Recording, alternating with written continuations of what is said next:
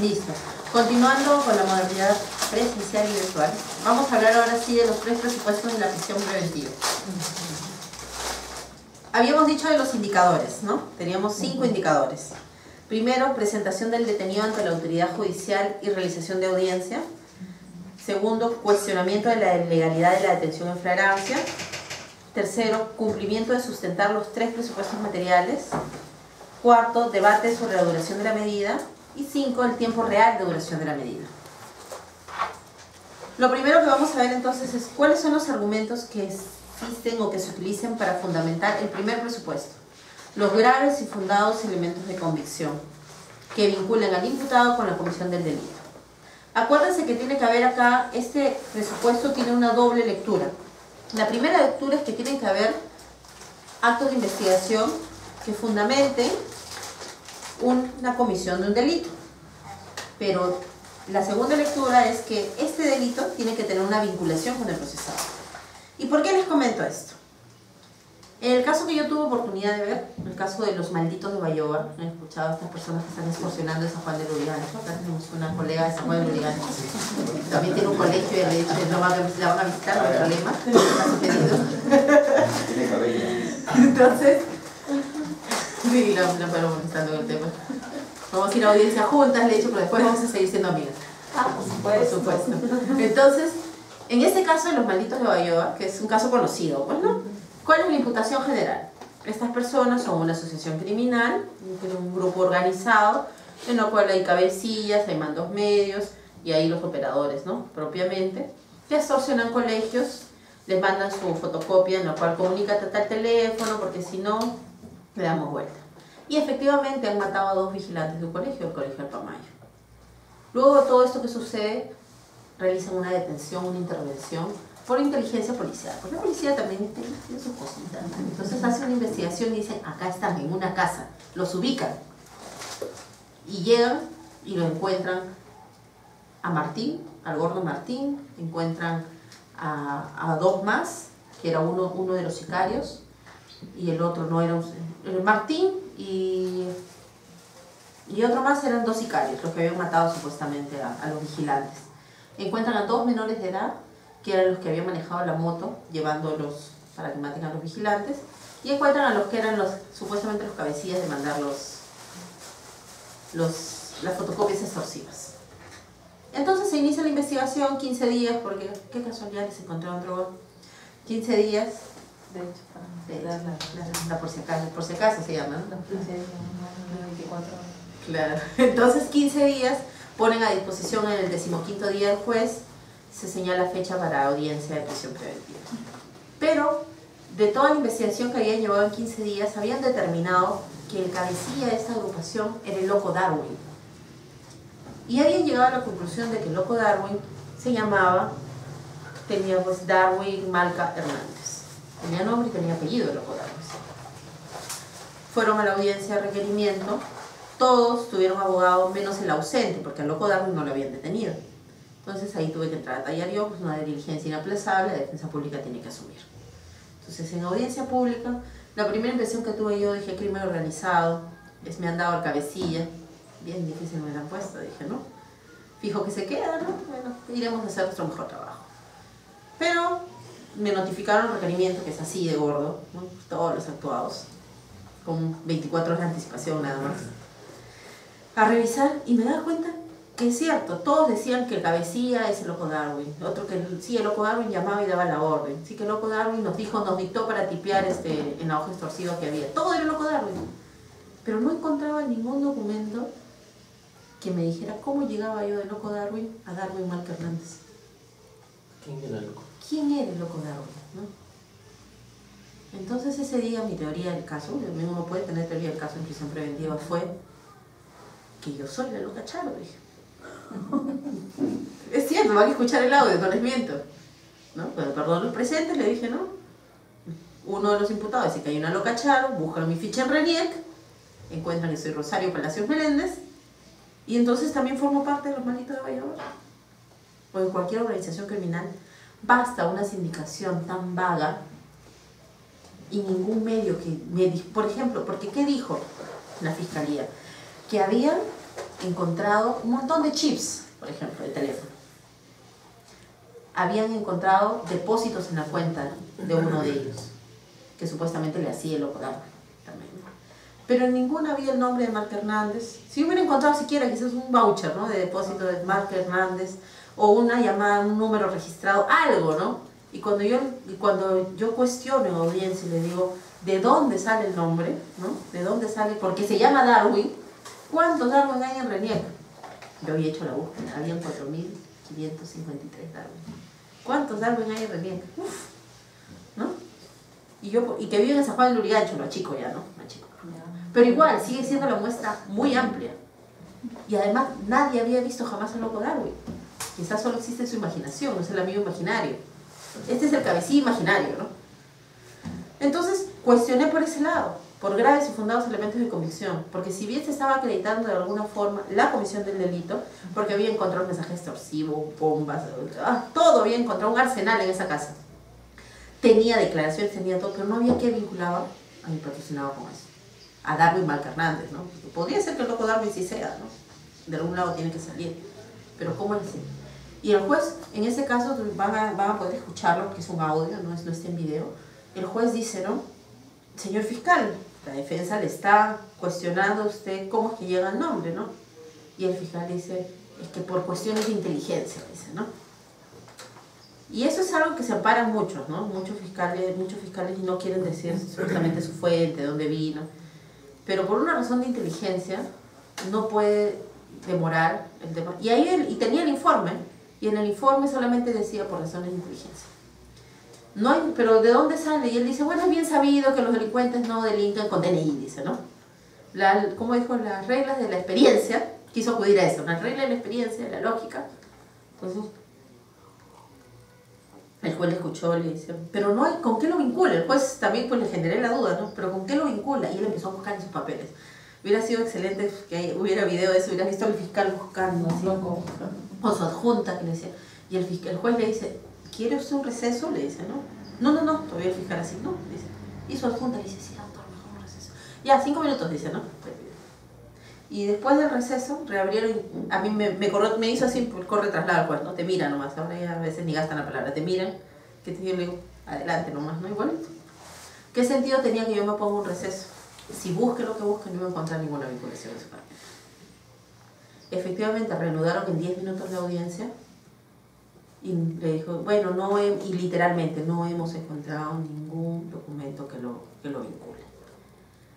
Pero las reglas de la experiencia, nuevamente, ¿no? Nos dicen que no hay DNI, que no hay eso, que estamos en actos iniciales de investigación. Pero si estoy en actos iniciales y la persona no está detenida, espero, ¿no? Espero, hago una mejor investigación y recién ahí, cuando llegue a copiar más elementos, pido la prisión preventiva. Porque no hay la obligación del fiscal de requerir la prisión preventiva conjuntamente con la formalización de investigación preparatoria. Si es que yo no tengo suficientes elementos que lo vinculen así fuerte, ¿no? Como en este caso, que no había nada realmente, entonces voy a patinar. El fiscal apeló la decisión, la fundamentó en el plazo de ley. Y en segunda instancia dije, ya listo, acá pues vamos a ver qué me traen de nuevo acá. Pero vino fiscal superior, una doctora. Y la doctora se desistió de la apelación. Dijo, coincidimos en que no existen graves y fundados elementos de convicción. Primera vez que veo una fiscal que se desistió en una audiencia. ¿Por qué? Porque no había graves y fundados elementos de convicción. Entonces, la primera medida que se tiene que tomar cuando uno analiza es comisión de delito y que lo vincule con el imputado. En comisión del delito también tenemos que analizar todas las aristas que nos da la teoría del delito, ya que es muy importante, ¿no? La tipicidad, la antijuricidad, la culpabilidad e incluso la exención de pena. Porque si nosotros analizamos todas las aristas, imaginemos el caso de esta persona que yo les hablaba, ¿no? Del feminicidio, les hablaba off the record, ¿no? Del feminicidio. Es una persona que sufre esquizofrenia. Podemos hablar aquí que hay graves y fundados elementos de convicción de la comisión de un delito, si el delito tiene que ser típico, antijurídico y culpable, y no solamente típico y antijurídico. Si esta persona sufre una grave alteración de la conciencia, ya está acreditado, tiene que haber una acreditación, yo puedo cuestionar por ese lado. Si estuviera en vigencia el código acá en Lima, lo que podría hacerse es pedir un requerimiento de internamiento preventivo, pero ya no una medida de prisión preventiva. Entonces también podemos cuestionar por la culpabilidad, por la tipicidad también. Acá viene otro caso, que los casos a veces son más ejemplificadores, ¿no? Porque uno dice, ¿cómo cuestiona la tipicidad? Había una vez, tuve un caso yo de un chofer de esos camiones distribuidores de gaseosas, Coca-Cola, ¿no? Y el chofer tiene sus estibadores, un par de estibadores. Un día sábado haciendo su recorrido, ya están casi por terminando, unas chelitas, dicen ya, se van. El estibador, el chofer, 2 cajas se tomó. Obviamente estaba hecho una cuba, ¿no? El chofer. En eso está manejado normal, ¿no? Pero se le atraviesa un carro. Y para no chocarlo, reflejo, y choca una tienda. En la tienda no había nadie, pero el estibador estaba atrás, pues. Y el estibador cayó, murió. Homicidio culposo, brutal. Pero no hay quizás acá una competencia de la víctima, una autopuesta en peligro dolosa aceptada por la víctima. Si yo me estoy subiendo al carro de una persona que está totalmente ebria, no asumo un riesgo, y si como víctima asumo un riesgo, estamos hablando que no se configura la tipicidad, hay una imputación, no hay imputación objetiva. Si no hay imputación objetiva, no hay tipicidad. Entonces, qué importante es también conocer teoría del delito. Por ejemplo, uno dice, quizás la teoría del delito, ay, qué aburrido, dice, no, está leyendo, ¿no? No sirve para cuestionar en prisión preventiva, desde ya. También nos va a servir después cuando presentemos una excepción de improcedencia de acción, ¿no? Pero desde ese momento yo puedo empezar a cuestionar ya. A nivel de tipicidad. A nivel de antijuricidad también. Una legítima defensa, por ejemplo. ¿Cuántas personas ha habido muchos casos últimamente, ¿no? De personas que han querido ser asaltadas, personas que han querido ser robadas, y son karatecas experimentados o tienen arma y han disparado al agresor, y finalmente a ellos los han denunciado y les han requerido su prisión preventiva. Entonces, ¿cómo nosotros, de hecho que dicen, no, pero acá sí, pues sí cometió el delito? Pero un momento, delito, acción típica, jurídica y culpable. Y si acá esta conducta está conforme a derecho, porque se configura la legítima defensa, entonces yo puedo pedir que no hay graves y fundados elementos de convicción. Y han habido casos en los cuales han asumido esta postura. Y en este caso típico, ¿no? De que te agreden, sacas el arma y disparas. O sea, incluso llegó a matar al agresor, ¿no? Con todo el dolo de matar, ¿no? O sea, pero ahí se ve ya la antijuricidad. Entonces vemos, cuestionamos tipicidad, cuestionamos antijuricidad, cuestionamos culpabilidad.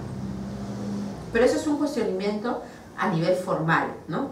Sin entrar todavía en los hechos propiamente. Es dando, por cierto, todo el relato, yo puedo cuestionar el primer elemento. Pero también puedo cuestionar desde el punto de vista de la vinculación o real comisión del delito. Y acá nuevamente otro caso. Había una vez una persona que estaba en su casa durmiendo durante la noche, sintió bulla en su casa, baja y se da cuenta que se están vaciando su casa. Se estaban llevando su DVD, su PlayStation, su tele. Había una persona que cargaba, así se cargaba todo un paquete de cosas. Y él empieza a gritar, ayuda, ayuda, no, ayuda. Y ve que esta persona se sube a un carro rojo. Y se da la fuga.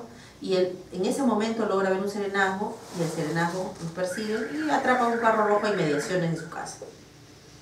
Los detienen. Él dice que reconoce a la persona que está sentado como copiloto, como la persona que vio cargando todas las cosas, que se subió al carro rojo, que estaba manejado por el otro que estaba ahí. Entonces tú dices, ya, pues acá sí es, ¿no? De todas formas. No, realizan acta de incautación, no hay nada. Nada. No encuentran ni un PlayStation, no encuentran nada de lo que se habían llevado. Registro vehicular, nada. Y las cosas aparecen después. Estando ellos dos detenidos, llega una buena samaritana a devolver las cosas a la comisaría, diciendo que un X se lo había entregado. Entonces, ¿qué había sucedido realmente? Que no habían entrado ellos dos, que ellos estaban circunstancialmente dando la vuelta por ese parque en un carro rojo. Y el agraviado había dicho que, diciendo, sí es él porque yo lo conozco porque es vecino todavía, ¿no?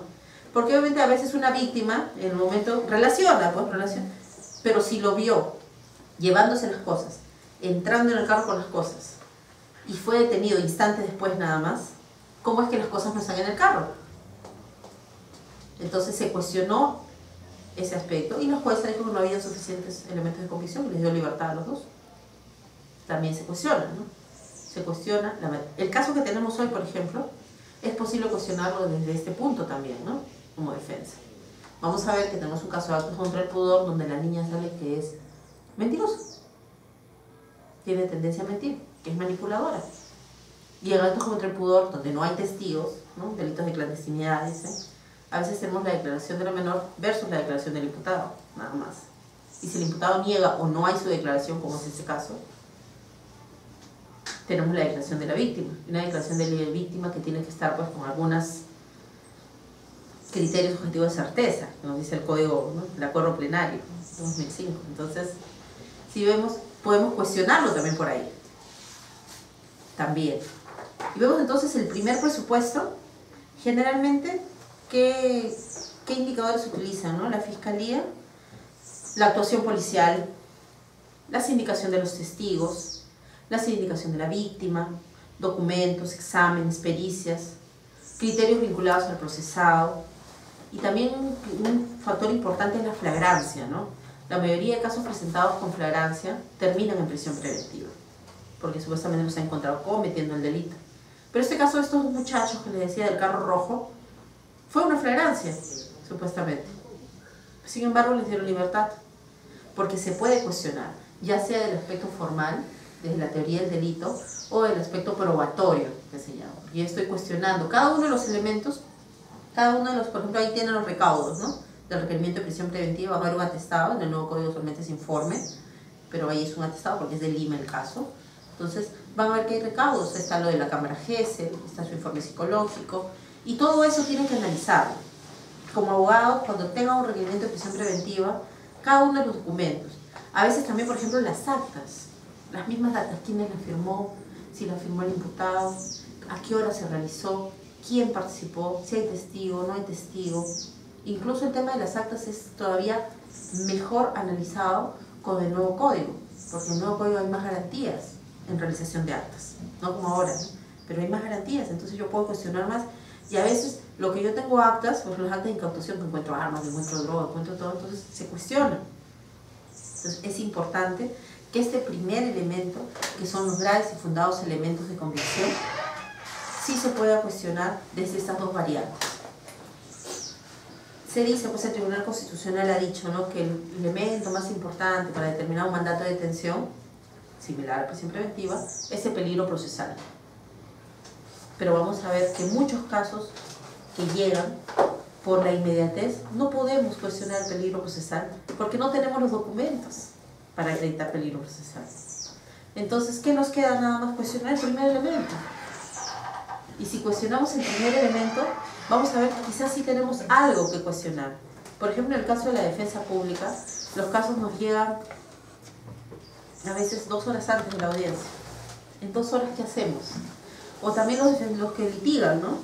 Los que litigan de modo privado, la familia te busca y te dice la audiencia es a las 10 de la mañana y te busca a las 8, por ejemplo. ¿Cómo en 2 horas dio la familia la que él se mueva, por más que haga lo que haga, no va a poder traer todos los papeles a veces para acreditar los arraigos de calidad que me piden? Entonces, ahí vamos a ver que es importante también saber que se puede cuestionar a partir del primer presupuesto. El segundo presupuesto, incuestionable, piensan, superar los 4 años.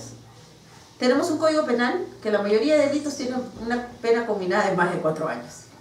Entonces, la mayoría de defensores suele en este espacio no cuestionarlo. Decir, ya pues solamente dicen, primero, como le digo, la mayoría de delitos tiene más de 4 años. Segundo, no se contradice mucho. La grave contradicción de este elemento, a diferencia del primero y el tercer elemento, que es, si hacemos un nivel, el que más se cuestiona es peligro procesal. En segundo nivel están los graves y fundados elementos de convicción. Y el último, recién es la pena combinada. Y además, en la mayoría de casos, cuando el fiscal está requiriendo una prisión preventiva, sabe que el presupuesto se cumple. Sabe que los 4 años se va a superar. Pero aquí viene el conocimiento de los tercios al momento de determinación judicial de la pena. ¿Se acuerdan que para el primer presupuesto nos servía el tema de teoría judicial, de teoría del delito? Para el segundo presupuesto nos sirve la teoría de la determinación judicial de la pena. Porque nuestro código ahora establece tercios. Tercio medio, tercio inferior, tercio superior. Por ejemplo, un caso de hurto, que tiene una pena de hurto agravado de 3 a 8 años. ¿La puedo luchar o no la puedo luchar? Por el segundo elemento. Tuve un caso. 2 personas estaban siendo imputadas por hurto agravado en tentativa. Además, ¿no? En una circunstancia atenuante específica. Cualificada, llama el código. Entonces, estas personas, ¿qué había sucedido? Estaban viniendo en un carro, servicio público, era una mujer y un hombre. La mujer le había dicho a la agraviada, te han vomitado algo en el cuello. Y era galleta mojada, así que parecía tipo vómito, que es la modalidad que utilizan, le echan el vómito y la chica se distrae y el otro le quita el celular, así que se dé cuenta. Entonces la chica se limpia y cuando voltea se da cuenta que no está su celular y la capta, ¿no? Y dice, se llevó mi celular, dice, ¿no? Entonces lo chapa. Fue inmediato, a los 2 los detienen. Pasan al juzgado, requerimiento de prisión preventiva, hurto agravado por más de 2 personas, por destreza, 2 agravantes. La pena es de 3 a 8 años.